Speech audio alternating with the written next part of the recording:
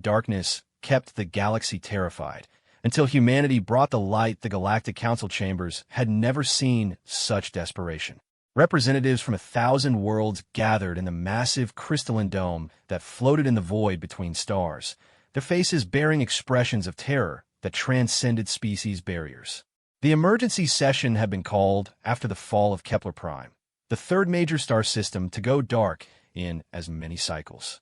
Ambassador Zethkara of the Voltani Federation clutched her translation device with trembling appendages. The blue-skinned diplomat had served the Council for over 2 centuries, but nothing in her experience had prepared her for this crisis. Around the circular chamber, holographic displays showed the grim statistics that haunted their every waking moment. 17 star systems had gone completely silent. No transmissions, no trade ships, no refugee vessels. Just empty space where thriving civilizations once existed. The Voltani had always prided themselves on being the galaxy's peacekeepers. Their advanced technology and diplomatic prowess had prevented countless wars and facilitated trade between species that would otherwise never interact. But now, faced with an enemy they couldn't see, negotiate with, or understand, they found themselves as helpless as any primitive civilization. High Chancellor Orcs of the Crystalline Collective rose from his geometric throne, his translucent form refracting the chamber's light into prismatic patterns. His voice, when it came through the universal translators, carried the weight of someone who had witnessed the rise and fall of civilizations. "Fellow beings," Orcs began, his words echoing through the chamber's acoustically perfect design. "We face an enemy unlike any in recorded history. The entity we have designated as the Consuming Dark appears to be a form of living shadow that devours light itself. Our greatest scientists believe it feeds on electromagnetic radiation, growing stronger with each star it extinguishes." A collective shudder ran through the assembly. The holographic displays updated to show the most recent surveillance data from the edge of the affected regions. The images were disturbing in their simplicity. Where once brilliant stars had illuminated their solar systems, only perfect spheres of absolute darkness remained. Not black holes, which at least bent light around their event horizons, but something that seemed to absorb photons without leaving any trace. Dr. Yinel Tresh, the leading xenobiologist from the Healer Worlds, activated her personal display pod. Her people were known throughout the galaxy for their ability to cure diseases and heal psychological trauma across species barriers. But even her advanced medical knowledge couldn't explain what they were witnessing. "Our deep space monitoring stations have detected patterns in the Consuming Dark's movement," she reported, her melodic voice carrying an undertone of scientific fascination despite the dire circumstances. "It doesn't move randomly. There's an intelligence behind it, a purpose. It systematically targets systems with the highest energy output first. Solar collectors, fusion reactors, even the bioelectric fields of large populations seem to attract it." The chamber erupted in nervous chatter as representatives processed this information. The Thermonic Empire, whose civilization was built around stellar engineering and energy harvesting, began evacuating their core worlds immediately. The Psi-linked communes, who communicated through shared consciousness across their territories, reported that their telepathic networks were becoming increasingly difficult to maintain as fear and panic spread. General Korth of the Military Alliance stood abruptly, his massive frame casting shadows across nearby delegations. The Korthani were natural warriors, standing nearly 3 meters tall, with natural armor plating and redundant organ systems that made them nearly impossible to kill through conventional means. They had served as the galaxy's military backbone for millennia, their honor-bound culture ensuring that they would fight to protect any peaceful civilization under threat. "Honored Council," Korth rumbled, his voice requiring no amplification to reach every corner of the chamber. "My fleets stand ready to engage this enemy. We have assembled the largest military force in galactic history. Over 10 million warships from across the Alliance territories, equipped with weapons that can crack planets and shields that have never been penetrated. We request permission to engage the Consuming Dark directly." The silence that followed was deafening. Everyone present knew that the military alliance represented the combined might of over 300 warrior cultures. If anyone could stop this threat through force, it would be them. It's something in the way Morex's crystalline features seemed to dim suggested that military action might not be the answer. General Korth, the High Chancellor replied carefully, "We appreciate your offer, and the courage of your warriors is beyond question.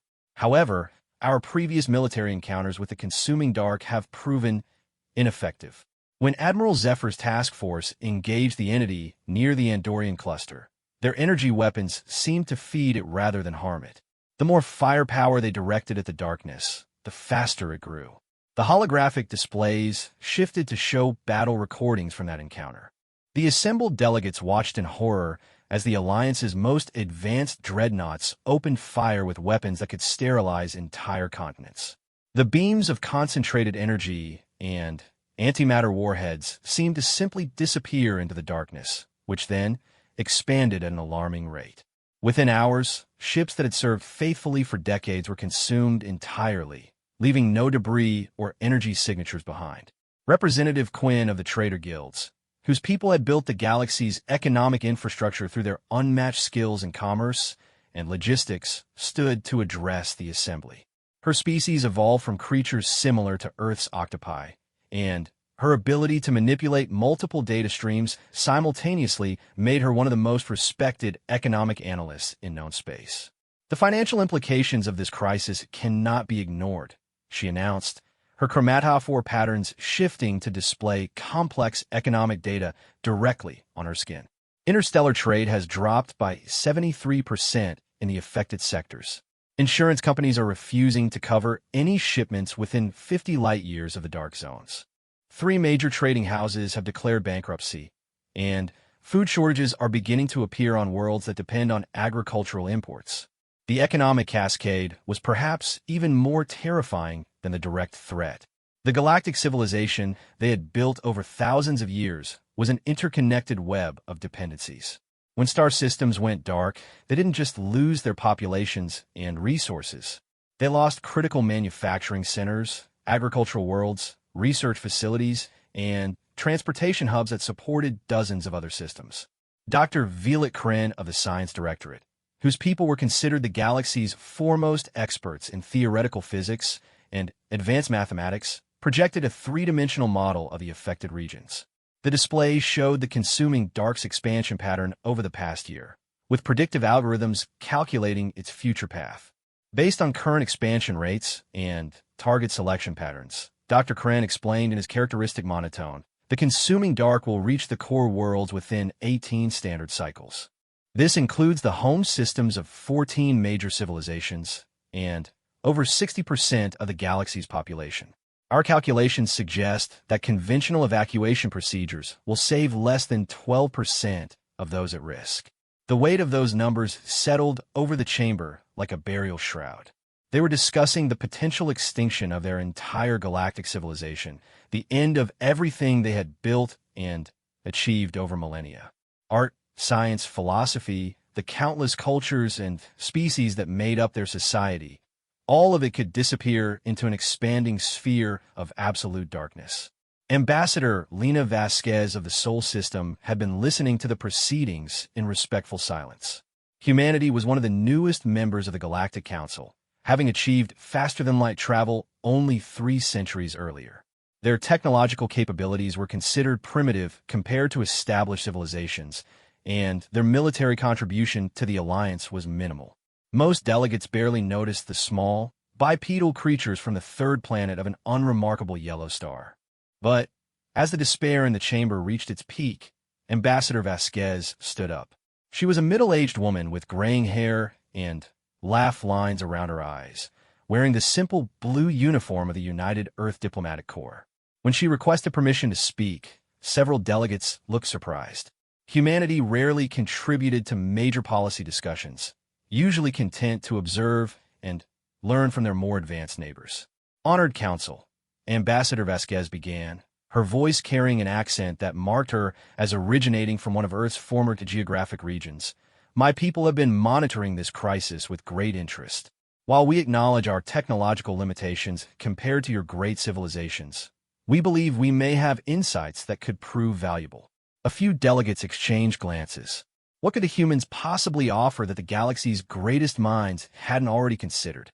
Their ships, barely qualified as interstellar vessels by modern standards, held together with what appeared to be primitive welding and determination.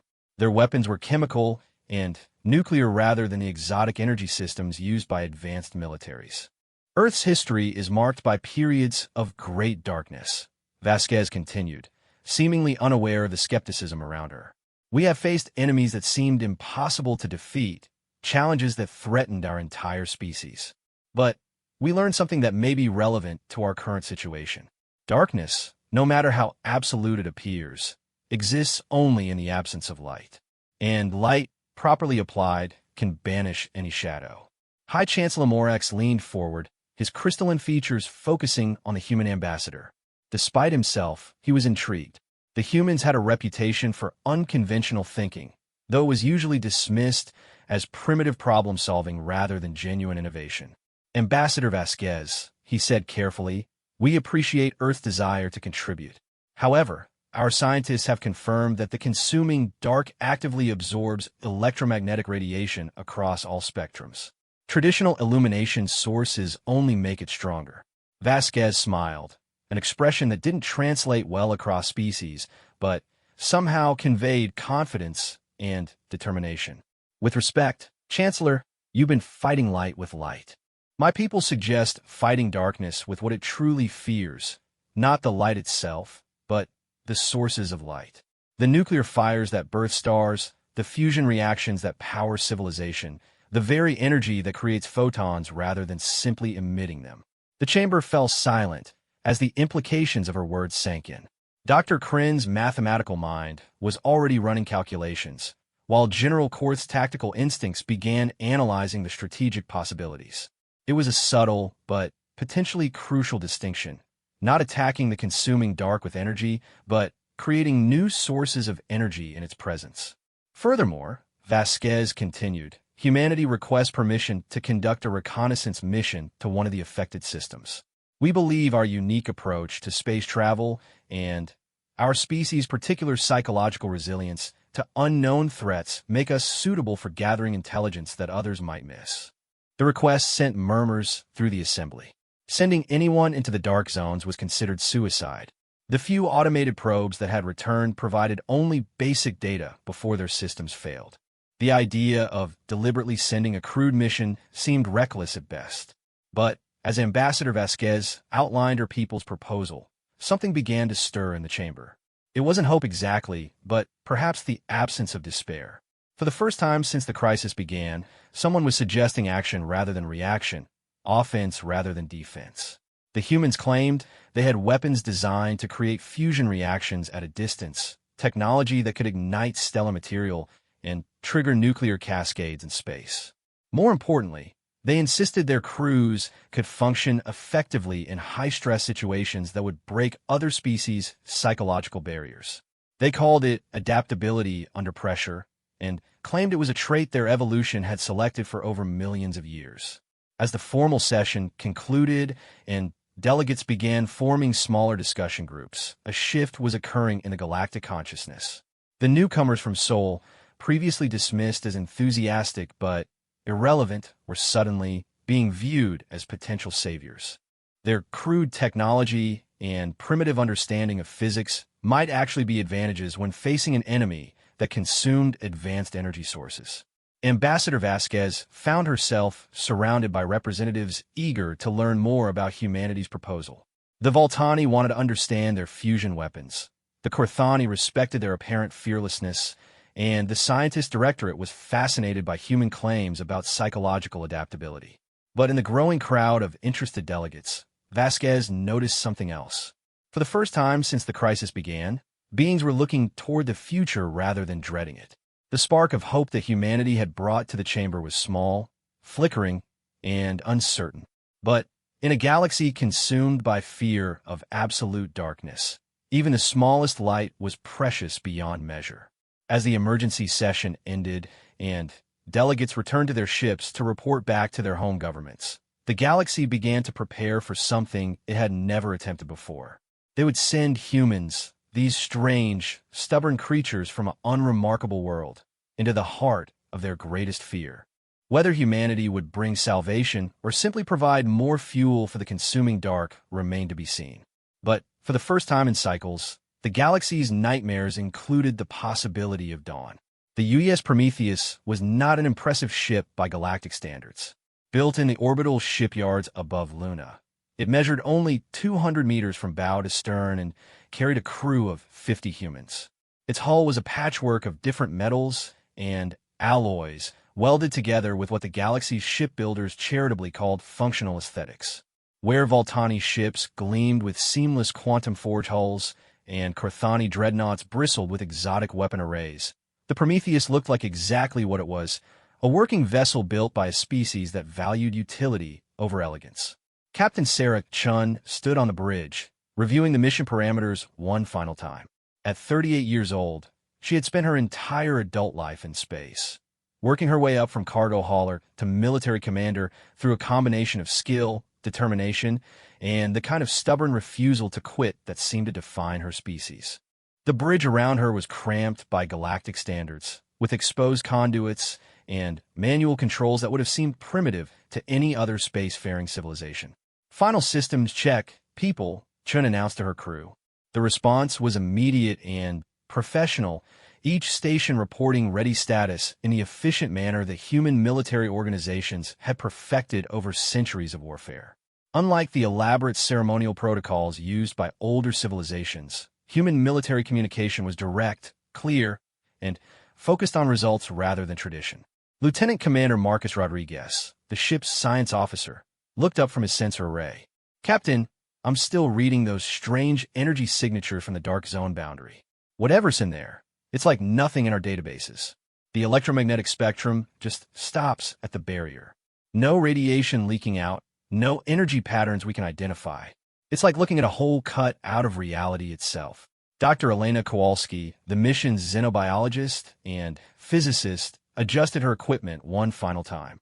She was part of a new generation of human scientists who specialized in studying alien phenomena, their training combining traditional Earth science with knowledge gained from 3 centuries of galactic contact. Her theories about the consuming dark had contributed to humanity's offer to undertake this mission. "The interesting thing," Dr. Kowalski said, "is that the boundary isn't completely stable. My instruments are detecting tiny fluctuations, like the darkness is constantly working to maintain its barrier. That suggests it requires energy to sustain itself, which means it might have vulnerabilities we can exploit." Chief Engineer Tommy Park, whose family had been building spacecraft since the early days of human space exploration, ran his hands over the custom modifications they had made to the Prometheus. The ship now carried weapons and equipment that existed nowhere else in the galaxy. Fusion torpedoes that could ignite stellar material, magnetic containment fields designed to channel plasma across space, and, most importantly, something the humans called a stellar ignition array. "The Starlighter is ready, Captain," Park reported. "We've got enough hydrogen and deuterium in the cargo bay to fuel a small star, and the magnetic compression systems are operating at peak efficiency. If the theory works, we can create fusion reactions at any point within 10,000 kilometers of our position." The Stellar Ignition Array was humanity's most audacious contribution to the mission. While other species had spent millennia learning to harness existing energy sources more efficiently, humans had focused on creating new ones. Their crude but effective fusion technology could be adapted to ignite nuclear fires in space itself, turning empty void into a temporary star. It was dangerous, barely tested, and completely unprecedented, which made it perfectly suited to human tactical doctrine. Navigation Officer Lisa Chun, no relation to the captain despite the shared name, reviewed their flight plan one more time. The route would take them through the outer edges of the dark zone, following a carefully calculated path that should allow them to observe the consuming dark while maintaining enough distance to escape if necessary. The navigation computers had required extensive modification to work without galactic positioning networks, forcing them to rely on older methods of stellar navigation. "Course plotted and locked in," Captain Lisa reported. "We'll enter the dark zone in approximately 6 hours. After that, we'll be operating under radio silence unless we encounter an emergency." The communication officer, Ensign David Kim, finished configuring the long-range transmitters. Ma'am, I've got our relay beacons positioned and ready. Even if the main transmitter gets compromised, we should be able to get basic data back to the fleet. The Galactic Council will know what we find, one way or another. Captain Chin nodded, then activated the ship-wide communication system. All hands, this is the captain. In a few hours, we're going to do something that no one in the galaxy has attempted before. We're going to fly into the dark zone and figure out how to stop this thing from destroying everything we care about. I know some of you are scared. Hell, I'm scared too. But fear is just another problem to solve, and humans have gotten pretty good at solving problems that seem impossible. Throughout the ship, crew members paused in their preparations to listen. In the engineering section, technicians continued calibrating the fusion systems while absorbing their captain's words. In the weapons bay, Marines checked and rechecked equipment they hoped they wouldn't need to use. In the medical bay, the ship's doctor prepared treatment protocols for injuries that might result from exposure to unknown energies.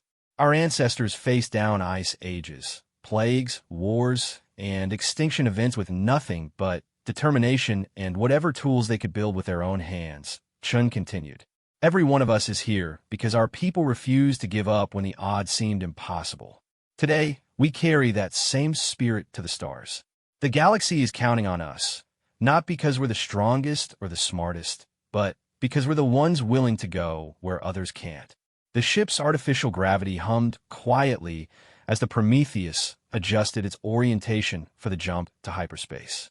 Unlike the elegant field manipulators used by advanced civilizations, human ships achieved faster-than-light travel through a brute force approach that worked reliably despite its apparent crudeness.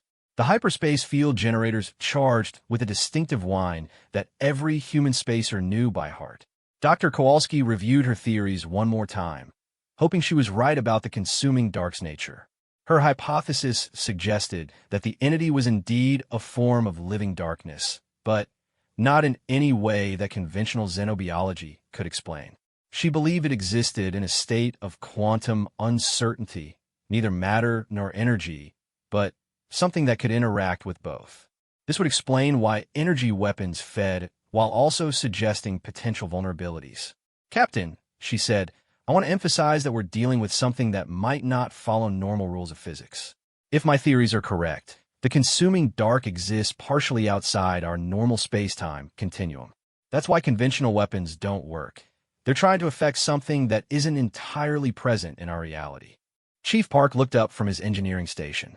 So how do we fight something that's not really there? By changing the rules of the game, Dr. Kowalski replied. If the consuming dark feeds on energy but can't handle the process of energy creation itself, we force it to exist fully in our reality by surrounding it with active fusion reactions. Once it's anchored to normal space-time, it becomes vulnerable to more conventional approaches. The theory was elegant in its simplicity, though the practical application remained untested. The fusion torpedoes carried by the Prometheus were designed to create temporary stars in space, burning hydrogen and deuterium in a controlled reaction that would flood the surrounding area with intense light and radiation. Unlike energy weapons that could be absorbed, the fusion fires would continue burning until their fuel was exhausted, creating a sustained source of illumination that the consuming dark would be forced to confront directly. Lieutenant Commander Rodriguez monitored the approaching dark zone boundary through every sensor array on the ship. Captain, we're picking up some unusual readings as we get closer. There's definitely something in there, and it's big. Mass readings suggest it might be the size of a small planet, but the gravitational effects are all wrong. It's like the mass is distributed across a much larger area than should be possible. The boundary of the dark zone appeared on their view screen as they approached, a sharp line where the star-filled void of normal space simply ended. Beyond that barrier, their instruments showed absolutely nothing. No stars, no cosmic radiation, no electromagnetic signals of any kind. It was as if someone had taken a sphere-shaped bite out of the universe itself. All stop, Captain Chin ordered. Take us to the boundary and hold position. I want everyone to get a good look at what we're dealing with before we commit to entering. The Prometheus drifted to a halt just outside the dark zone, its crew staring at something that defied rational explanation. The barrier wasn't a physical wall or energy field. It was simply the place where existence stopped and nothingness began. Instruments that should have been able to scan deep into space returned no data beyond that line, as if the sensors were pointing at a blank wall painted with the darkest black imaginable. Dr. Kowalski took readings with every scientific instrument on the ship. "This is incredible," she murmured, studying the data streams. "The boundary layer is only a few meters thick, but within that space, I'm detecting quantum fluctuations unlike anything in our databases. It's like reality itself is being constantly rewritten and erased." The ship's psychologist, Dr. Janet Moore, monitored the crew's mental state through the biometric sensors integrated into their uniforms. "Captain, I'm seeing elevated stress levels across all departments, but nothing approaching panic. The crew is handling this better than I expected. There's definitely fear, but it's focused and controlled rather than overwhelming." This was one of humanity's potential advantages in dealing with the consuming dark. While other species might be paralyzed by the existential horror of facing something that could erase reality itself, humans had evolved to function under extreme stress. Their history was filled with situations where panic meant death and calm thinking meant survival, creating psychological adaptations that served them well in impossible circumstances. "Engineering, are our systems ready for whatever's in there?" Captain Chen asked. Chief Park ran through his checklist one more time. "All fusion systems green, magnetic containment field stable, and the stellar ignition array is charged and ready. If there's anything in there that can be lit on fire, we'll light it on fire." The weapons officer, Lieutenant Sarah Walsh, reported ready status from the combat systems. "Fusion torpedoes loaded and armed, point defense systems online, and emergency thrusters ready for rapid maneuvering." "We're as ready as we can be, Captain." Captain Shin looked around the bridge one final time, seeing determination and professionalism on every face. Her crew knew they might not come back from this mission, but they also knew that someone had to try. The galaxy was depending on them to find answers, and humans had never been good at letting people down when the stakes were high. "All right, people, take us in nice and slow. Keep all sensors active and weapons ready, but don't fire unless I give the order. We're here to learn, not to fight, at least not yet." The Prometheus crossed the boundary between light and darkness, and everything changed. The stars vanished instantly, not fading or dimming, but simply ceasing to exist from the crew's perspective. Emergency lighting kicked in automatically as their instruments lost contact with the galactic positioning networks and cosmic background radiation that normally provided navigation references. "Captain," Rodriguez reported, his voice tight with concentration, "our external sensors are reading 0 on all electromagnetic spectrums. No light, no radio waves, no cosmic radiation. It's like we've entered a region of space where physics works differently." But as the ship continued deeper into the dark zone, something unexpected happened. The humans began to adapt. Where other species might have been overwhelmed by the sensory deprivation and existential horror, the crew of the Prometheus settled into a calm, professional routine. They trusted their instruments, followed their training, and focused on their mission objectives. And in the absolute darkness that surrounded them, they began to detect signs of something vast, intelligent, and utterly alien, something that had been waiting for them to arrive. 3 hours into the dark zone, the Prometheus encountered something that shouldn't have existed. Lieutenant Commander Rodriguez stared at his sensor readings with the expression of a man watching the laws of physics file a resignation letter. According to every instrument on the ship, they were approaching a structure the size of Earth's moon, but one that seemed to be constructed entirely of crystallized shadow. "Captain," Rodriguez called out, his voice carefully controlled despite the impossibility of what he was reporting, "I'm detecting a massive artificial structure bearing 047 Mark 12. Range approximately 50,000 kilometers and closing slowly. The composition readings are, well, they're impossible, but I'm getting them anyway." Captain Shun moved to the science station, studying the data herself. The structure appeared to be a vast geometric construct, all sharp angles and sweeping curves that hurt to look at directly. It seemed to absorb their sensor beams while simultaneously reflecting them, creating readings that suggested it was both solid matter and empty space depending on how you measured it. "Dr. Kowalski," Chun said, "please tell me your theories cover alien architecture that exists and doesn't exist at the same time." The xenobiologist was already running her own scans, her instruments pushed to their maximum sensitivity. Captain, I think we're looking at something that exists primarily in higher dimensional space, but projects into our reality. The structure is real, but most of it exists in dimensions we can't directly perceive. We're only seeing the three-dimensional shadow of something much larger and more complex. Chief Engineer Park looked up from his readings with concern. Ma'am, whatever that thing is, it's affecting our ship. I'm seeing fluctuations in the fusion reactor containment fields, and our power output is down 12% and dropping. It's like something is draining energy from our systems without touching them physically. The discovery confirmed Dr. Kowalski's worst fears about the consuming dark. It wasn't just an entity that fed on light and energy. It was a constructor, a builder, something with intelligence and purpose that could manipulate matter and energy on a scale that dwarfed any known civilization. The structure ahead of them represented engineering capabilities that shouldn't have been possible even for species with millions of years of technological development. "All stop," Captain Chun ordered. "Hold position and continue scanning. I want to know everything we can learn about that structure before we get any closer. Dr. Moore, how's the crew handling this?" The ship's psychologist checked her biometric readings carefully. "Surprisingly well, Captain. I'm seeing elevated stress levels, but nothing approaching panic. The crew seems to be treating this as just another engineering problem to solve." Lieutenant Walsh actually asked if we should try to blow it up. This was perhaps humanity's greatest strength when facing the unknown. Where other species might be overwhelmed by the existential implications of encountering something that violated their understanding of reality, humans tended to approach impossible situations with practical problem-solving attitudes. If something was in their way, they figured out how to move it, destroy it, or go around it. The philosophical implications could be sorted out later. Dr. Kowalski continued her analysis of the impossible structure, her instruments providing data that shouldn't have existed.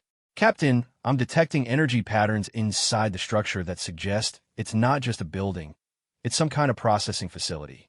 There are massive flows of electromagnetic radiation being channeled through what appear to be collection arrays and conversion systems." "Processing what?" Chen asked, though she suspected she already knew the answer. "Light, energy, matter, possibly entire star systems. If my readings are correct, this structure is designed to harvest energy on a galactic scale. It's not just consuming light from individual stars, it's somehow tapping into the fundamental forces that hold matter together." The implications were staggering. The consuming dark wasn't just a predator feeding randomly on galactic civilization. It was conducting some kind of massive industrial operation, harvesting energy and resources for purposes that no organic intelligence could comprehend. The dark zones weren't empty regions where stars have been extinguished. They were manufacturing sites where reality itself was being processed and refined. Navigation Officer Lisa Chen monitored their position carefully. "Captain, our navigation systems are completely useless in here. I can't get readings on any reference points, and our internal inertial guidance is starting to drift.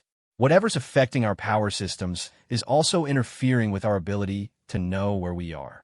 The loss of navigation capability was more serious than it might have seemed. Without reliable position data, they couldn't plot a course back to the boundary zone, and their emergency beacons wouldn't be able to transmit accurate location information. They were effectively lost in a region of space where the normal rules of physics had been suspended. But as the crew grappled with these technical challenges, something unexpected began to happen. The humans started adapting to their environment in ways that surprised even themselves. Without external reference points, they began relying more heavily on internal navigation methods, using subtle gravitational variations and electromagnetic anomalies to maintain their bearings. Their brains, evolved to navigate by landmark and dead reckoning, proved remarkably capable of operating in an environment where conventional instruments failed. "Engineering, what's our status on the fusion systems?" Captain Chen asked. Chief Park checked his readings carefully. "The main reactor is stable, but our power output continues to decline. However, I've noticed something interesting. The rate of decline seems to slow when we're moving rather than stationary. It's like whatever's draining our power has to work harder when we're in motion." Dr. Kowalski looked up from her instruments with sudden interest. That makes sense if the consuming dark operates by establishing quantum entanglement with energy sources. Motion would constantly break and re-establish those connections, making the drain less efficient. This discovery suggested their first real tactical advantage. The entity's power drain was sophisticated but not perfect, and human engineering pragmatism had found a weakness almost by accident. If they kept moving, they could reduce the rate at which their systems were compromised. Take us to one-quarter impulse. Random heading changes every 60 seconds, Chun ordered. Let's make it work for its dinner. As the Prometheus began moving through the dark zone in an unpredictable pattern, the crew continued their analysis of the massive structure ahead. The more they learned, the more disturbing their discoveries became. The construction appeared to be growing, adding new sections and modifications in real time. Vast mechanical systems moved through its interior, processing streams of energy and matter according to some incomprehensible design. Lieutenant Commander Rodriguez detected something that made his blood run cold. "Captain, I'm picking up debris fields around the structure. Metal fragments, organic matter, technology components. I think we're looking at the remains of other ships that got too close." The debris included recognizable elements from dozens of different galactic civilizations. Voltani quantum hull plating, Crithani armor fragments, crystalline collective memory cores, and dozens of other components that told the story of previous encounters with the consuming dark. Ships and crews from across the galaxy had found their way to this structure, and none of them had survived the experience. But as the crew studied the debris fields more carefully, they began to notice patterns that didn't match random destruction. The wreckage was sorted and organized, with similar materials grouped together and valuable components separated from common metals. It wasn't the aftermath of battles. It was the result of systematic dismantling and resource extraction. "My God," Dr. Kowalski whispered, "it's not just consuming energy. It's studying us, learning our technology, analyzing our capabilities, cataloging our weaknesses. Every ship that gets captured provides it with more information about galactic civilization." This revelation cast the consuming dark in an even more sinister light. It wasn't a mindless force of nature or even a simple predator. It was conducting scientific research on galactic species, gathering intelligence about their capabilities and limitations. The systematic expansion into inhabited systems wasn't random hunting. It was a carefully planned study of potential threats and resources. Communication Officer Kim suddenly looked up from his station with alarm. "Captain, I'm detecting active transmission sources within the structure. It's communicating with something using protocols I don't recognize. The signal strength suggests it's in contact with multiple other locations across the galaxy." The discovery that the consuming dark was part of a larger network sent chills through the bridge crew. If there were multiple structures like this one scattered throughout the galaxy, coordinating their activities and sharing information, then the threat was far greater than anyone had imagined. The Council had been treating this as a single entity that might be contained or negotiated with, but they were actually facing a distributed intelligence with resources and capabilities beyond comprehension. "Dr. Kowalski," Captain Shin said, "is there any way we can intercept or decode those transmissions?" The xenobiologist studied her equipment thoughtfully. "Possibly. The signals are using quantum entanglement rather than electromagnetic radiation, which explains why they work in the dark zones where normal communication fails. But if I can modify our sensor array to detect quantum fluctuations, we might be able to eavesdrop on their communications." It was a risky proposition. Attempting to intercept the entity's communications might alert it to their presence, but the intelligence value could be enormous. Understanding how the consuming dark coordinated its activities could provide crucial insights for the galaxy's defense. "Do it," Chin decided. "We came here to gather intelligence, and this might be our best opportunity. Just be ready to cut the connection if things go wrong." As Dr. Kowalski began modifying the sensor array, the rest of the crew continued their observations of the massive structure. It was becoming clear that they were witnessing something unprecedented in galactic history. The operation of intelligence so advanced and alien that it treated entire star systems as raw materials for construction projects that spanned multiple dimensions. But in the heart of that absolute darkness, surrounded by technology that violated every law of physics they understood, The crew of the Prometheus maintained their focus on the mission. They were scared, confused, and completely out of their depth, but they were also human. And humans had a long history of finding ways to survive in environments that should have killed them instantly. The modifications to the sensor array took 3 hours to complete, during which the Prometheus continued its evasive movement pattern through the dark zone. The ship's power level stabilized at roughly 80% of normal, suggesting that Chief Park's theory about motion reducing the energy drain was correct. It wasn't a perfect solution, but it bought them time to complete their mission. When Dr. Kowalski finally activated the modified sensors, the results exceeded her most optimistic predictions. The quantum communication network used by the consuming dark was vast beyond imagination, connecting dozens of structures across multiple galaxies. More importantly, the messages they intercepted revealed that humanity's presence in the dark zone had been detected and was causing significant concern among the entities. Captain, Dr. Kowalski reported, her voice tight with excitement. I think I know why they're worried about us. According to these communications, humans represent something they've never encountered before, a species that creates energy rather than just using it. Our fusion technology, our ability to ignite stellar material, our tendency to build nuclear reactors wherever we go, were the opposite of everything they understand about galactic civilization. For the first time since entering the Dark Zone, Captain Chun allowed herself to smile. The galaxy's newest and most primitive species had found the one thing that could frighten entities capable of consuming entire star systems. They were bringing fire to the darkness, and the darkness had no idea how to handle it. The intercepted communications revealed something that changed everything. As Dr. Kowalski translated the quantum transmissions using hastily modified linguistic algorithms, the true scope of the consuming dark's operations became clear. What the galaxy had assumed was a single entity was actually a collective intelligence spanning multiple galaxies, conducting what could only be described as industrial-scale reality harvesting.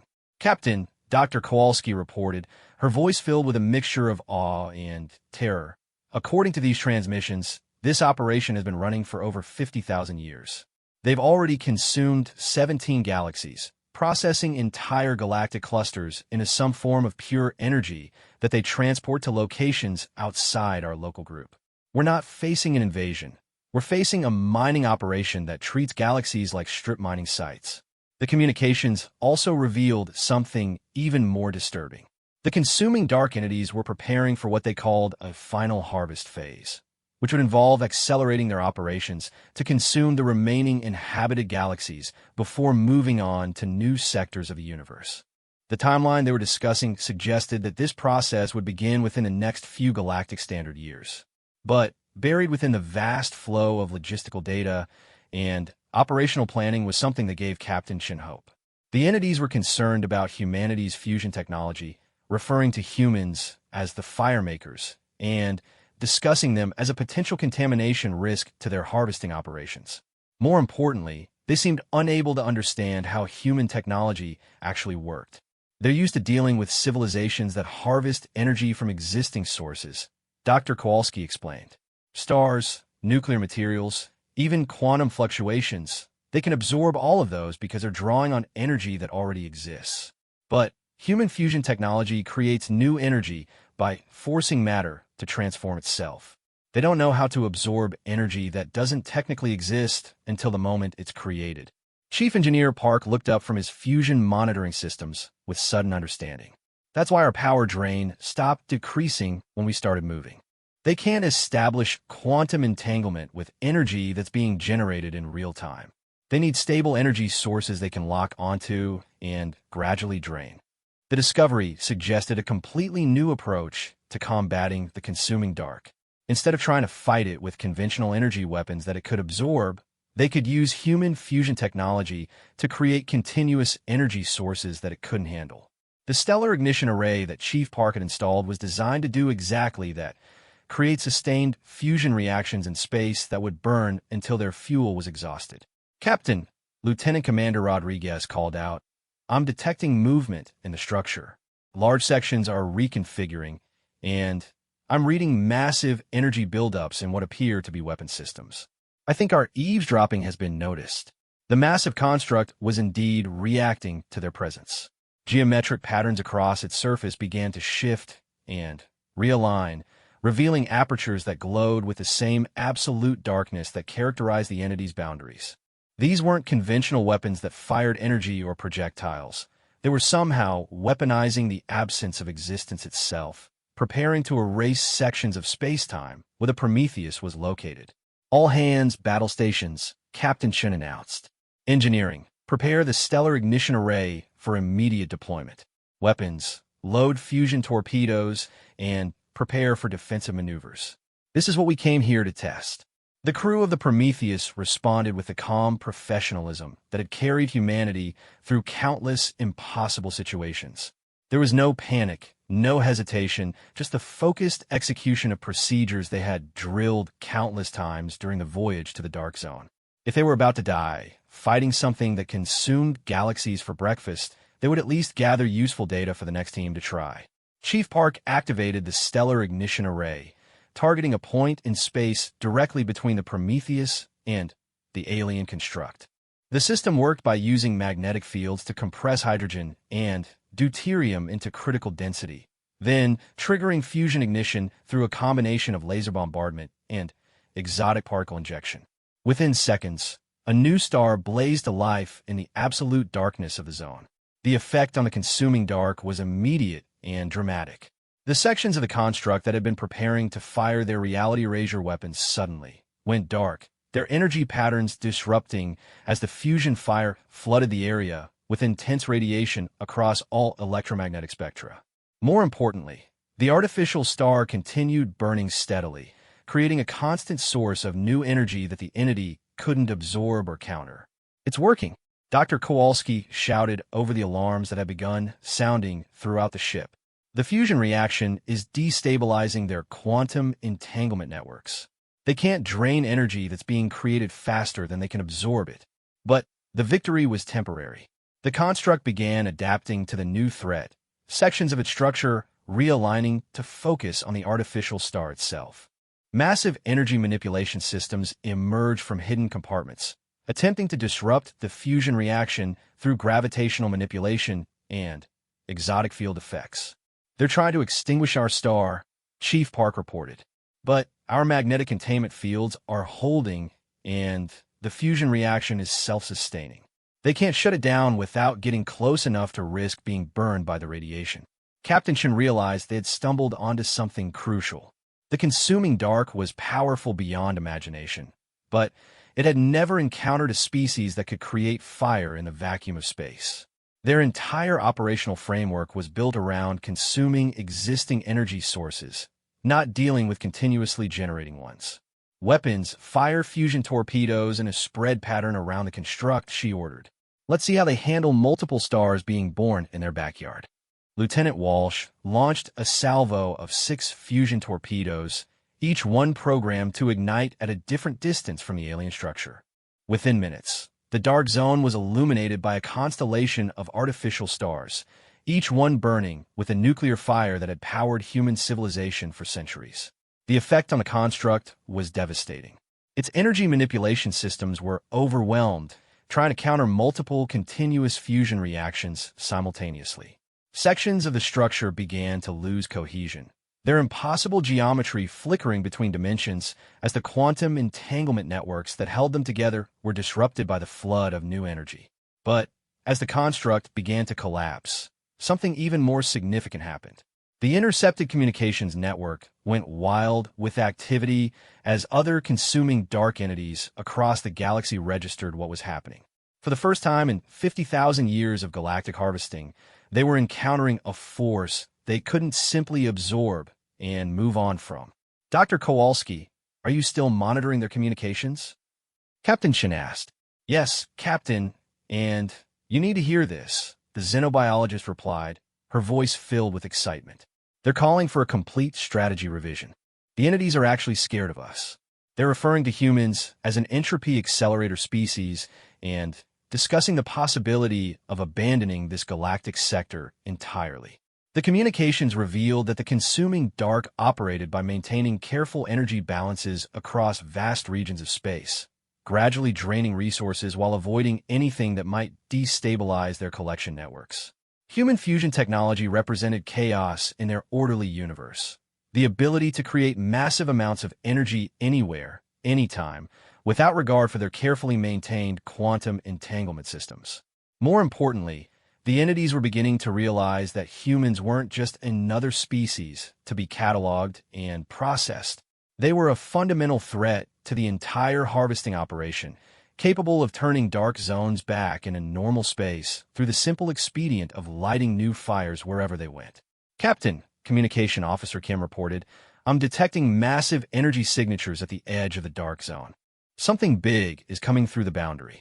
The sensor readings showed multiple contacts approaching at high speed, their energy signatures matching those of the construct they had been fighting. The consuming dark was bringing reinforcements, but the intercepted communications suggested they weren't coming to attack. They were coming to evacuate the damaged structure and retreat from the region entirely.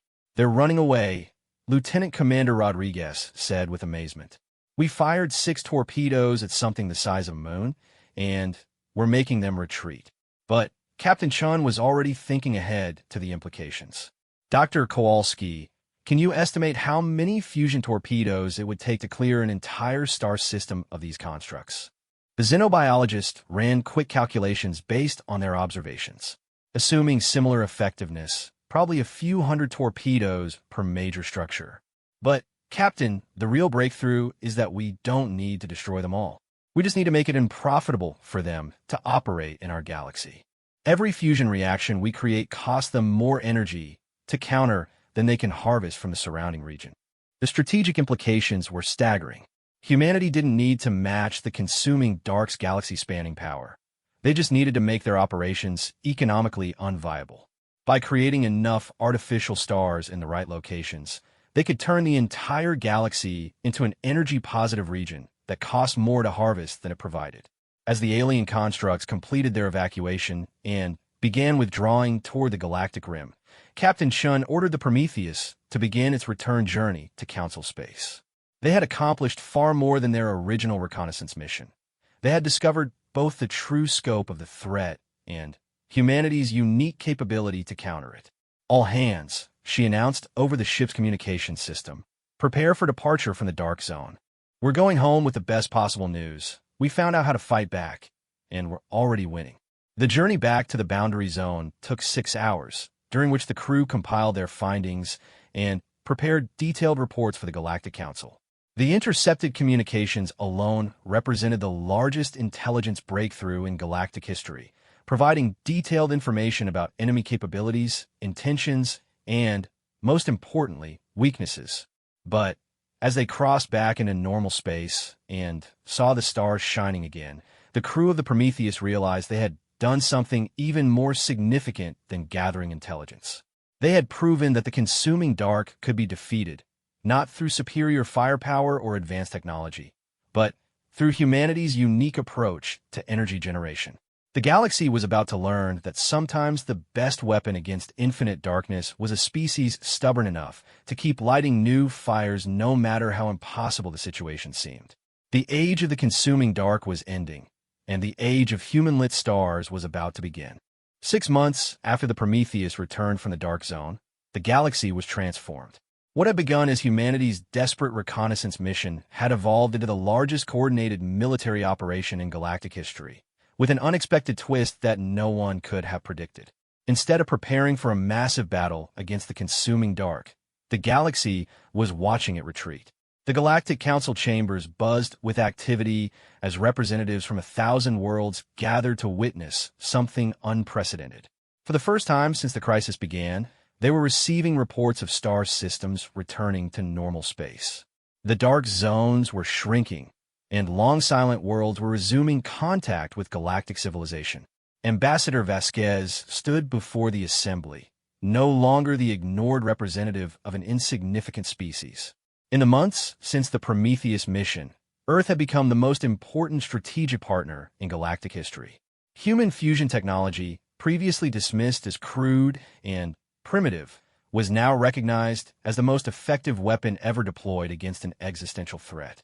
"Honored delegates," Ambassador Vasquez began, I am pleased to report that Phase 1 of Operation Stellar Renaissance has exceeded all expectations. Our joint fleets have successfully ignited artificial stars in 47 former dark zones, and in every case, the consuming dark constructs have withdrawn rather than attempt to counter our fusion arrays. The holographic displays around the chamber showed the results of 6 months of coordinated effort.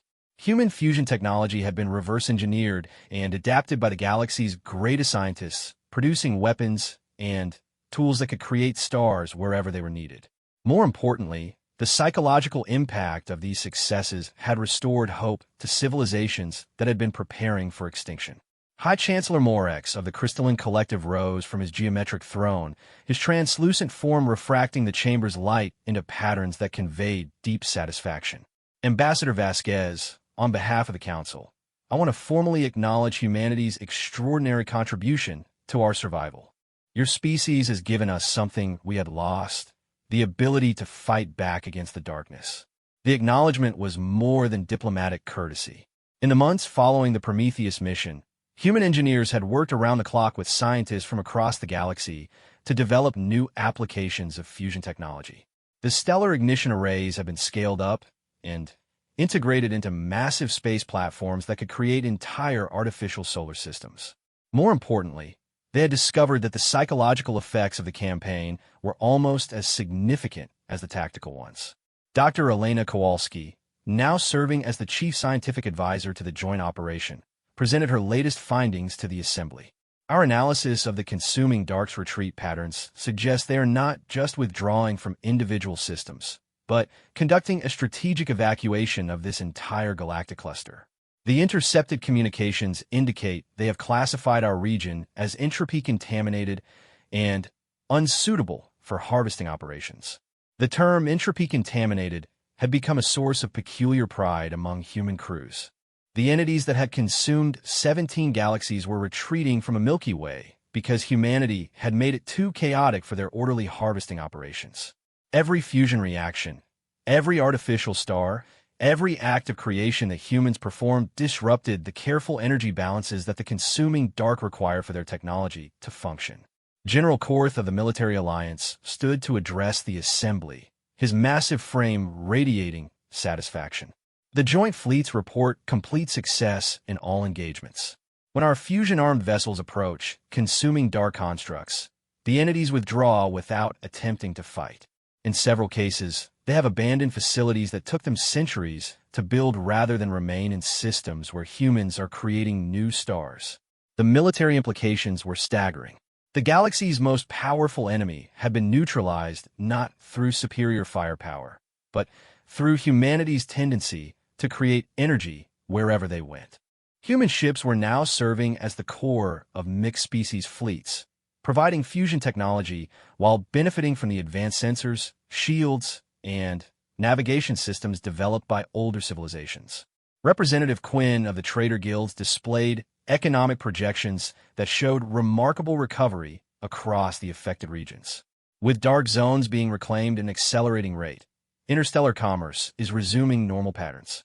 More significantly, the artificial stars created by human technology are providing new energy sources for previously resource-poor systems.